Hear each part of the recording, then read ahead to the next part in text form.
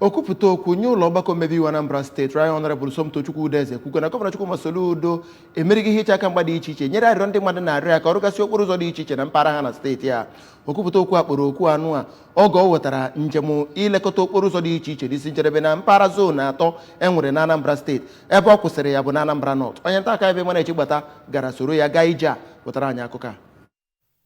Dịka ndị omeiwu nakwa ndị ọrụ sitere na ministri na-ahụ maka ọrụ na steeti a sonyere ya, Right Honorable Udeze gara n'ụzọ dị iche iche a na-alụ nke gụnyere ọkụzụ ụmụnya nke banyekwere n'ụzọ awara awara si Enugu gaba Ọnịcha, Anam Nzam, Osamala Bridge, Marine, Akpaka, GRA, Federal Housing wee ruo 33 Express nakwa ụzọ Atani nke gabala Ọzọbụrụ. Ya bụ nnyocha bụ nke ka abagidere iji wee hụ na ego ha bụ ndị omeiwu mapụtara iji wee lụ ụzọ bụ nke a na-etinye n'ọrụ ebe o kwesịrị. Ka ọ na-ekwu okwu dịka ha mechara ya bụ njem, Right Honorable Udeze kwuru na ọ tụrụ ya n'anya etu esi alụ ya bụ ọrụ ma kọwaa Gọvanọ Soludo dịka onye na-eme nke ọma. Ọ kọwara na aka ọrụ Gọvanọ Soludo na-emetụta ndị Anambra. Okwu nke ya, onye nke na-anọchite Ọgbaru 1 constituency Honorable Nobu Igwe nakwa onye ogbo ya nke Anambra East Barrister Obi Nweke